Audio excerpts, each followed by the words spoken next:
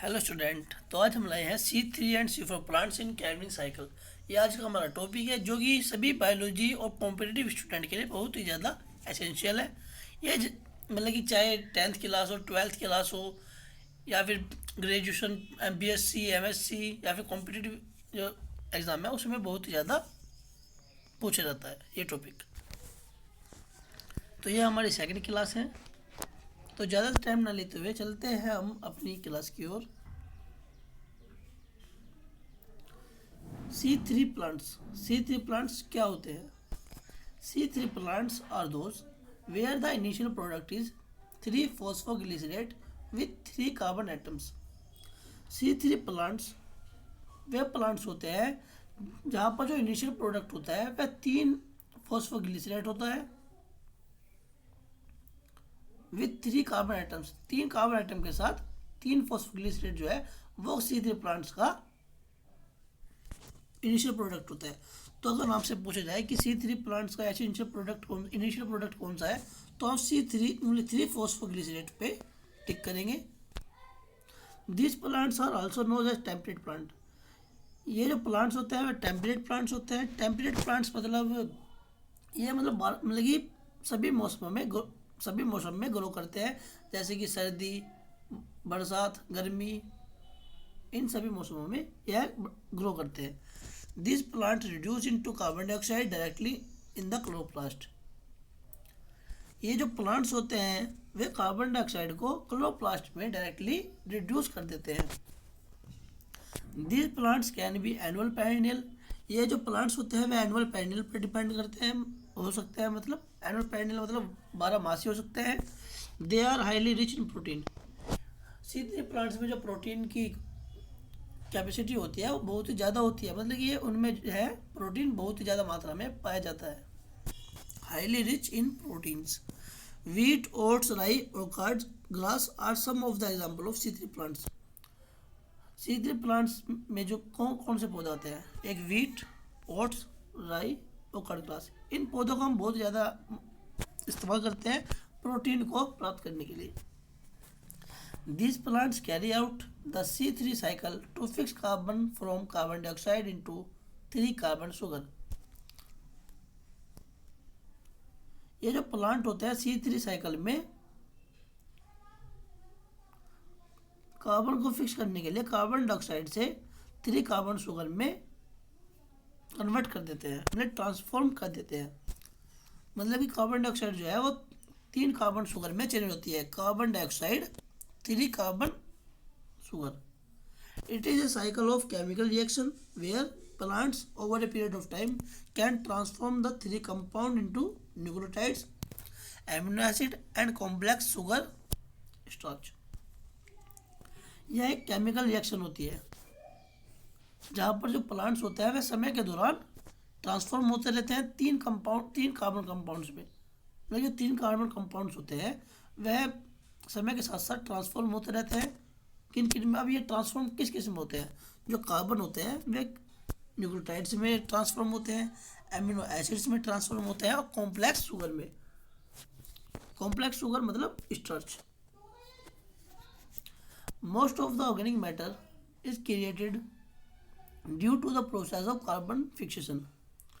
ज़्यादातर जो organic matter होता है वह कार्बन फिक्सेशन की प्रोसेस के दौरान ही बनाया जाता है। मतलब कि जो C3 प्लांट्स में जो मोस्टली जो ऑर्गेनिक मैटर बनते हैं, मतलब जो प्रोडक्शन होता है वो कार्बन फिक्सेशन के दौरान ही होता है। अब कार्बन फिक्सेशन क्या होता है ये हम थोड़ा डिटेल में अगली स्लाइड्स में पढ़ेंगे। The sugar produced in the C3 और the Calvin cycle is also used up by the plants of for storage of energy for a longer period of time. जो शुगर प्रोड्यूस होती है Calvin cycle में वह plants के द्वारा इस्तेमाल की जाती है एनर्जी को स्टोरेज करने के लिए लंबे समय के लिए।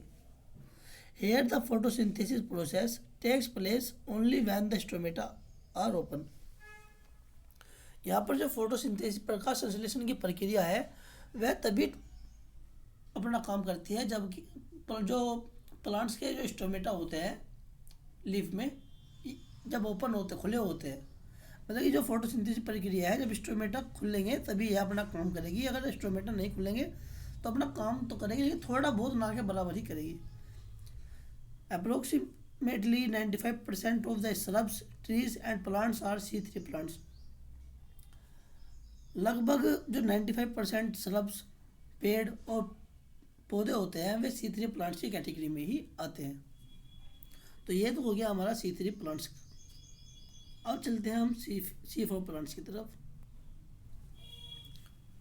C4 plants are plants which cycle carbon dioxide to 4 carbon sugar compound in order to enter the C3 और कैल्विन साइकिल। जो C4 प्लांट्स होते हैं वह कार्बन डाइऑक्साइड से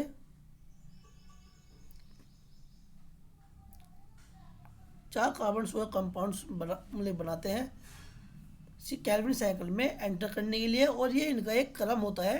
देखिए यह एक सिस्टमेटिक रूल को फॉलो करते हैं। The C4 plants are very productive in climatic conditions that are hot and dry and produce a lot of energy। जो C4 प्लांट्स होते हैं वह क्लाइमेटिक कंडीशन जो कि जहाँ पर ज़्यादा गर्म और सूखा होता है, मतलब जैसे रेगिस्तान टाइप, तो वहाँ पर ये जो है बहुत ज़्यादा प्रोडक्टिव होते हैं और produce a lot of energy और बहुत ही ज़्यादा एनर्जी को प्रोड्यूस करते हैं।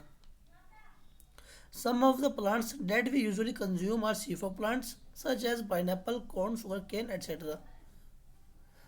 कुछ प्लांट जिन्हें कि हम सामान्यतः अपने लिए अपनी रोज़मर्रा की, मतलब रोज़ नहीं कभी, मतलब समटाइम कंज्यूम करते हैं यूजुअली, जैसे कि pineapple, corn, sugarcane etcetera.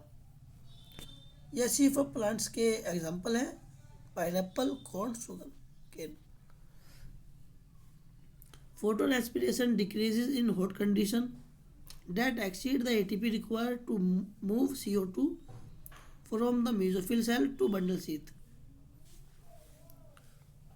Photo respiration जो है वो हॉट कंडीशन में डिक्रीज हो जाता है, जो कि मेसोफिल सेल से बंडल शीथ में कार्बन डाइऑक्साइड को मूव करने के लिए एटीपी की रिक्वायरमेंट को बढ़ा देता है। मतलब कि जहाँ यहाँ पर क्या होता है, फोटो रेस्पिरेशन हॉट कंडीशन, जैसे कि रेगिस्तान हुआ, जैसे कि रेगिस्तान में अपने मतलब हॉट कंडीशन में फोटो रेस्पिरेशन डिक्रीज हो जाता है और एटीपी की जो है उसकी मात्रा, मतलब जो रिक्वायरमेंट होती है हमें, एटीपी मतलब एडिनोसिन ट्राइफॉस्फेट, इसकी जो मात्रा होती है वह मेसोफिल सेल से बंडल शीथ में जाने के लिए कार्बन डाइऑक्साइड को बढ़ा देता है। The C4 pathway is used by only 3% of vascular plants। मतलब कहने का ये है कि जो वस्कुलर प्लांट्स होते हैं वह सिर्फ 3% होते हैं जो C4 पैथवे को इस्तेमाल करते हैं। The plants are so called because of the 4 carbon compound oxaloacetate produce during the pathway. अब जो प्लांट्स होते हैं C4 प्लांट इसलिए कहलाते हैं क्योंकि जो ये प्लांट्स होते हैं वे 4 कार्बन कंपाउंड ऑक्सैलोएसीटेट को प्रोड्यूस करते हैं ड्यूरिंग दिस पैथवे। इस मतलब पैथवे के दौरान 4 कार्बन कंपाउंड ऑक्सैलोएसीटेट प्रोड्यूस करते हैं। अब थोड़ा हम कैल्विन साइकिल को देख लेते हैं कि कैल्विन साइकिल में ये कैसे काम करते हैं। In plants carbon dioxide enter the interior of a leaf via pores called stomata and diffuses into the stroma of the chloroplast, the site of the Calvin cycle reaction where sugar is synthesized। पौधों में जो carbon dioxide है वह जो leaf के जो interior parts होता है उसमें एंटर करती है वाया पोर्स के द्वारा, in the interior of a leaf via pores, जिसे कि हम स्टोमेटा कहते हैं। मतलब कि जो कार्बन डाइऑक्साइड होती है वो लीफ प्लांट्स में लीफ के जो इंटीरियर पार्ट होता है उसमें जो पोर्स होते हैं उसके द्वारा एंटर करता है, जिन्हें हम पोर्स को हम स्टोमेटा कहते हैं। And diffuses into the stroma of the chloroplast, और क्लोरोप्लास्ट के स्ट्रोमा में डिफ्यूज हो जाते हैं। The site of the Calvin cycle reaction, जो क्लोरोप्लास्ट होता है वह कैल्विन साइकिल रिएक्शन का एक साइट होती है, मतलब केंद्र होता है। वेयर सुगर इज सिंथेसाइज्ड, जहाँ पर शुगर को सिंथेसाइज्ड किया जाता है। These reactions are also called the light independent reaction. ये जो रिएक्शंस होती है ये लाइट इंडिपेंडेंट रिएक्शन होती है, मतलब ये प्रकाश पर निर्भर करती है। प्रकाश पर निर्भर मतलब ये जितनी भी ये रिएक्शन होगी ये सभी दिन में होंगी, रात में नहीं होंगी। They are not directly driven by light, ये डायरेक्टली प्रकाश के द्वारा नहीं चले जाते। They are not directly driven by light. The Calvin cycle reaction can be divided into 3 main stage. अब जो एक कैल्विन साइकिल है वो 3 मेन स्टेज में डिवाइड होता है। Number 1 carbon fixation, number 2 reduction and number 3 regeneration of starting molecule. जो Calvin cycle reactions होती है वो 3 स्टेज में डिवाइड होती है, carbon fixation, reduction and regeneration. इसको दोबारा देख लीजिए, carbon fixation, reduction and regeneration. तो पहला आता है हमारा कार्बन फिक्सेशन। जैसे कि हमने बताया कि ज़्यादातर जो ऑर्गेनिक मैटर होता है वो कार्बन फिक्सेशन में ही बनता है, यह मतलब इसका एक मेन स्तंभ है। एक CO2 molecules combine with a 5 carbon acceptor molecule ribulose 1,5-biphosphate। एक कार्बन डाइऑक्साइड मोलिक्यूल्स जो होता है वह एक 5 कार्बन एक्सेप्टर मोलिक्यूल राइबुलोस 1,5-बाइफॉस्फेट के साथ कंबाइंस होता है इस रिएक्शन को करने के लिए, और ये फर्स्ट स्टेज होती है। This step makes a 6 carbon compound that splits into 2 molecule of A 3 carbon compound 3 phosphoglyceric acid. यह स्टेप जो है वह 6 कार्बन कंपाउंड बनाता है जो कि 2 भागों में स्प्लिट्स हो जाता है, बढ़ जाता है, एक 3 कार्बन कंपाउंड में और एक 3 फॉस्फोग्लिसरिक एसिड में, 3 PGA। This reaction is catalysed by the enzyme RUBP carboxylase या ऑक्सीजनेज और रुबिस्को। जो कार्बन फिक्सेशन की रिएक्शन है वह RUBP कार्बोक्सिलेज एंजाइम या RUBP ऑक्सीजनेज और या फिर रुबिस्को के द्वारा कैटलाइज की जाती है। दोबारा देख लीजिए, जो रिएक्शन होती है वह यहाँ पर जो एंजाइम काम करता है वह RUBP कार्बोक्सिलेज काम करता है या ऑक्सीजनेज काम करता है या फिर रुबिस्को काम करता है। अब चलते हैं रिडक्शन पर। जो रिडक्शन है वह हमारा second stage of Calvin cycle में ये हमारी सेकंड स्टेज है। In the second stage ATP and NADPH are used to convert the 3 PGA molecules into molecules of a 3 carbon sugar glyceraldehyde 3 phosphate।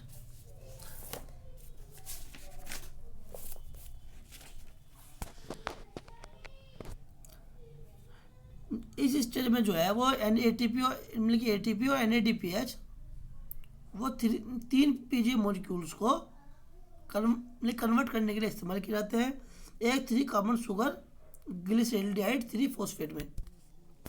मतलब कि जो ATP और NADPH होते हैं वे इस सेकंड स्टेज में इस्तेमाल किए जाते हैं।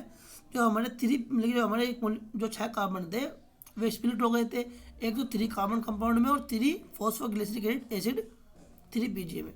तो जो 3 PGA मॉलिक्यूल्स 3 PGA होते हैं 3 फॉस्फोग्लिसरिक एसिड वो 3 कार्बन शुगर के मॉलिक्यूल्स में कन्वर्ट हो जाते हैं, जिनको कि हम ग्लिसरैल्डिहाइड 3 फॉस्फेट G3P बोलते हैं। This stage gets its name because NADPH donates electron to और reduce a 3 carbon intermediate to make G3P। इस स्टेज का नाम रिडक्शन इसलिए पड़ा था क्योंकि जो NADPH होते हैं वे अपने इलेक्ट्रॉन को दान कर देते हैं 3 कार्बन जो हमारे 3 कार्बन इंटरमीडिएट होते हैं G3P बनाने के लिए। G3P मतलब ग्लिसरैल्डिहाइड 3 फॉस्फेट। यह हमारा जो कैल्विन साइकिल है, अगर हम जैसे कि जो इसमें थ्योरिकल पढ़ा थोड़ा, इसमें हम इसे डायग्राम के थ्रू समझते हैं। तो सबसे पहले जो हम कार्बन डाइऑक्साइड जब कैल्विन साइकिल में एंटर होती है तो जब कार्बन फिक्शन जो कि फर्स्ट स्टेज है तो वह अपना काम करना शुरू कर देती है। यहाँ पर क्या होता है कि जो CO2 मॉलिक्यूल्स होते हैं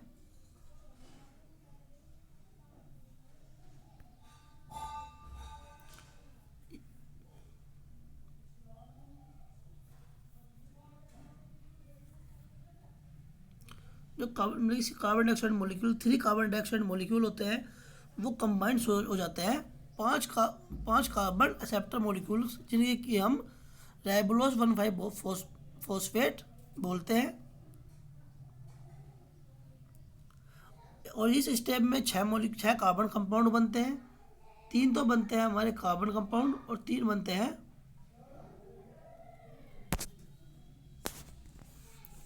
हमारे कार्बन कंपाउंड और 3 बनते हैं 3-फॉस्फोग्लिसरिक एसिड। और जो इस रिएक्शन में काम करता है उसको हम रूबिस्को या फिर जो एंजाइम होता है हमारा वो रूबिस्को कार्बोक्सिलेज होता है। अब यहाँ पर आते हैं हम रिडक्शन में। तो जो रिडक्शन होती है हमारी सेकंड स्टेज उसमें क्या होता है कि जो ATP और NADPH होते हैं उनको इस्तेमाल किया जाता है। ये एक तो ये ATP और ये ADP मतलब कि इनको इस्तेमाल किया जाता है। और इसमें क्या होता है जो 3 PGA मॉलिक्यूल्स होते हैं उनको कन्वर्ट कर देते हैं 3 कार्बन शुगर ग्लिसरॉल्डिहाइड 3 फॉस्फेट में।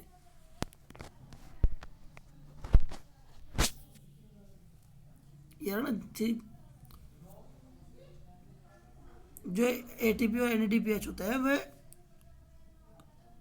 3 PGA मॉलिक्यूल्स को 3 कार्बन शुगर ग्लिसरॉल्डिहाइड 3 फॉस्फेट में कन्वर्ट कर देते हैं। इस प्रोसेस में क्या होता है जो NADPH होता है वो अपने 3 कार्बन इंटरमीडिएट को डोनेट कर देता है G3P को बनाने के लिए। अब चलते हैं हम अपनी तीसरी स्टेज पर रीजनरेशन। रीजनरेशन जो होती है उसमें क्या होता है कुछ मॉलिक्यूल्स जो है होते हैं वो ग्लूकोज बनाते हैं रीजनरेशन में। और जबकि जो अदर्स होते हैं वो RUBP जो हमारा एक्सेप्टर होता है ये वाला उसको रीजनरेट कर देते हैं। रीजनरेशन के लिए जो है ATP की हमें बहुत ज़्यादा ज़रूरत होती है। मतलब कि जो रोल होता है इसमें ATP का ही होता है। ये ATP का हमें ज़रूरत होती है। तो ये हमारा कैल्विन साइकिल था पूरा कंप्लीट। तो आगे चलते हैं।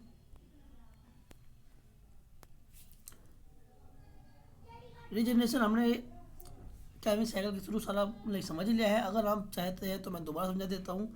रीजनरेशन तो जो रीजनरेशन है some G3P molecules go to make glucose मतलब कि कुछ जो ग्लिसरॉल्डिहाइड 3 फॉस्फेट होते हैं वे ग्लूकोज को बनाते हैं while other must be recycled to regenerate the RUBP acceptor. जबकि जो कुछ अदर मॉलिक्यूल्स होते हैं G3P मॉलिक्यूल्स वे RUBP एक्सेप्टर को रीजनरेट करने के लिए रिसाइकल हो सकते हैं।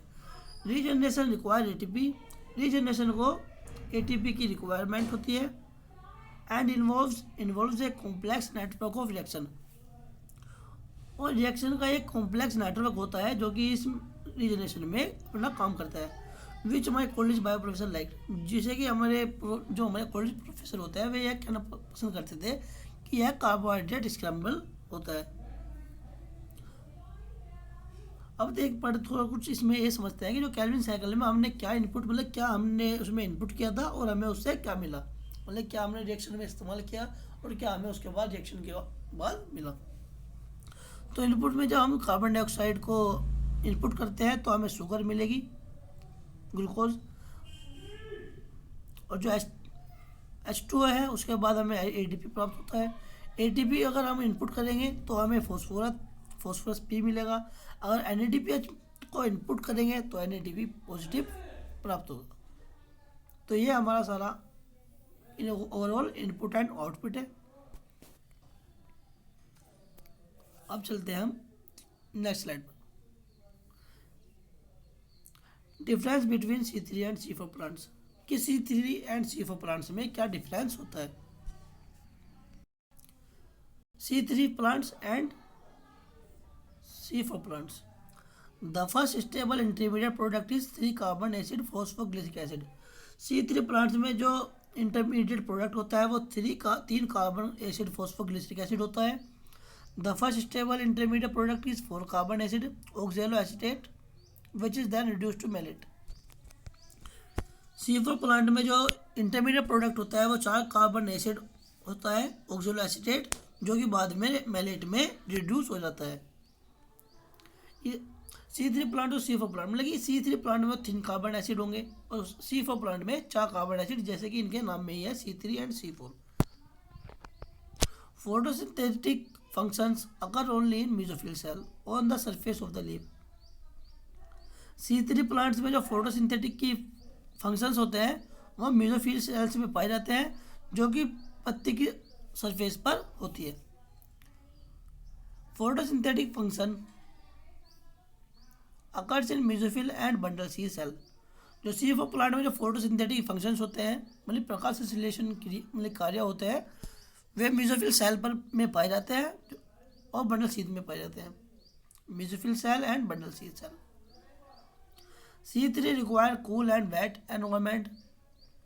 C3 प्लांट्स को ठंडा और गीला एनवायरमेंट की आवश्यकता होती है, मतलब थोड़ी नमी होनी चाहिए उसमें. C4 require tropical and dry environment. C4 जो प्लांट्स होते हैं उनको ट्रॉपिकल और ड्राई एनवायरमेंट की आवश्यकता होती है. 95% of the green plants are C3 plants. जो 95% ग्रीन प्लांट्स होते हैं वे C3 प्लांट्स होते हैं. 5% of the green plants are C4 plants और जो 5% बाकी होते हैं वे C4 प्लांट्स कहलाते हैं. Example include rice, wheat, oats, barley, cotton, peanuts, tobacco, sugar, beets, soybeans and spinach. C3 plants के जो एग्जाम्पल हैं वे उसमें राइस आता है, व्हीट आता है, ओट्स आता है, barley, cotton, peanuts, tobacco, sugar beets, soybeans and spinach. Example include maize, sugar cane, pearl, millet, sorghum. जो C4 प्लांट्स के जो एग्जाम्पल हैं maize, sugar cane, pearl and millet, वो सरगम. सरगम मतलब सरसों. Leaves of this plants do not show cross anatomy. जो C3 plants की जो पत्तियां होती है वो क्रॉस एनाटोमी को शो नहीं करती है. C4 plants leaves of this show cross anatomy. जो C4 प्लांट्स की जो कार्बन मतलब की जो पत्तियां होती है वह क्रॉस एनाटोमी को शो नहीं करती हैं. C3 plants are common in temperate climates. जो C3 प्लांट्स होते हैं वह टेम्परेट क्लाइमेट में पाए जाते हैं. C4 plants are common in tropical climates. जो C4 प्लांट्स होते हैं वे ट्रॉपिकल क्लाइमेट से पाए जाते हैं.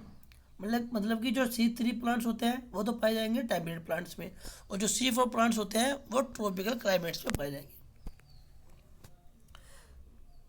C3 plants exhibit only granular type of chloroplast. जो C3 प्लांट्स होते हैं वे क्लोरोप्लास्ट के ग्रेनुलर टाइप में ही होते हैं. C4 plant exhibit granule as well as agranule type of chloroplast.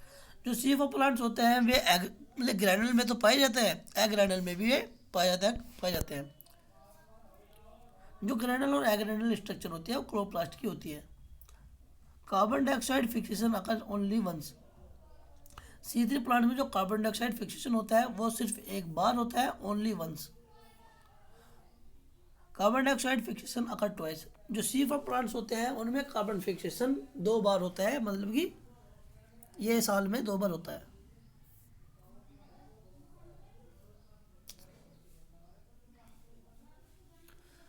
The optimum temperature for photosynthesis is comparatively lower than that of C4 plants.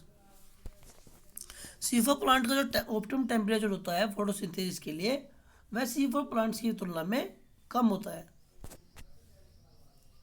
Comparatively lower than C4 plants.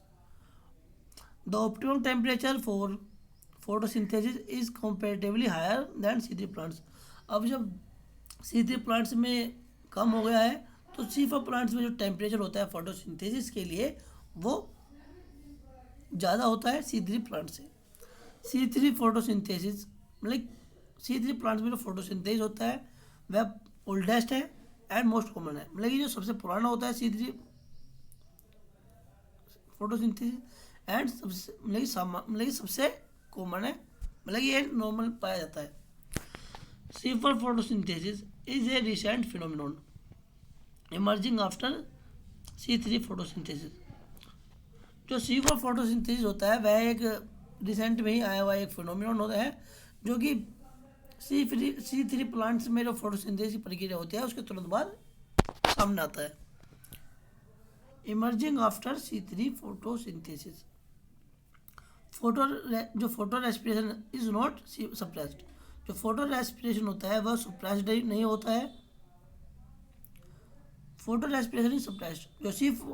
जो C4 plants होते हैं उनमें photo respiration suppressed होता है। Carbon dioxide fixation is slow. जो carbon fixation होता है, carbon dioxide fixation C3 plants में वह धीमा होता है। Carbon dioxide fixation is faster in C4 plants. जो कार्बन डाइऑक्साइड फिक्सेशन होता है C4 प्लांट्स में वह फास्टर होता है C3 प्लांट्स की तुलना में। Photosynthesis occur when stomata are open. जो C3 प्लांट्स होते हैं उनमें जो फोटोसिंथेसिस की प्रक्रिया सिर्फ तभी होगी जब स्टोमेटा ओपन होंगे। Photosynthesis occur even when stomata are closed. जो C4 प्लांट्स होते हैं उनमें फोटोसिंथेसिस की प्रक्रिया तब होती है जब स्टोमेटा बंद होते हैं, और स्टोमेटा बंद होंगे रात को। मतलब कि दिन में स्टोमेटा ओपन होते हैं और रात को खुलते हैं, सॉरी दिन में खुलते हैं रात को बंद होते हैं stomata.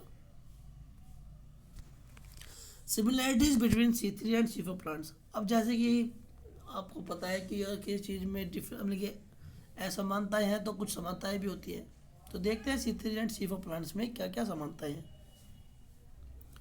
There are also a few similarities between C3 and C4 plants.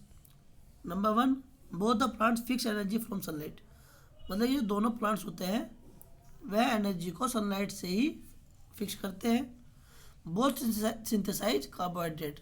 दोनों ही प्लांट जो होते हैं C3 एंड C4 प्लांट्स वो कार्बोहाइड्रेट को सिंथेसाइज करते हैं, बनाते हैं, निर्माण करते हैं। They are the type of dark reaction of photosynthesis. वे फोटोसिंथेसिस की जो डार्क रिएक्शन होते हैं वे होते हैं। The site number 4, the site of photosynthesis is chloroplast in both type of plant. जो फोटोसिंथेसिस का केंद्र है वो दोनों ही तरह के पौधों में, चाहे वो C3 प्लांट्स हो या फिर C4 प्लांट्स हो, वह क्लोरोप्लास्ट ही होता है। मतलब क्लोरोप्लास्ट में ही फोटोसिंथेसिस की प्रक्रिया होती है। तो ये हमारी कुछ सिमिलैरिटीज थी इसमें, जो कि C3 एंड C4 प्लांट्स में एक जैसी थी दोनों में। तो हमारा ये टॉपिक यहीं समाप्त होता है। अगर आपको हमारी ये वीडियो अच्छी लगे, पसंद आए, तो please like and subscribe and share my video. इसी तरह की वीडियोस के लिए जुड़े रहिए हमारे साथ ई ज्ञान चैनल पर। Thank you.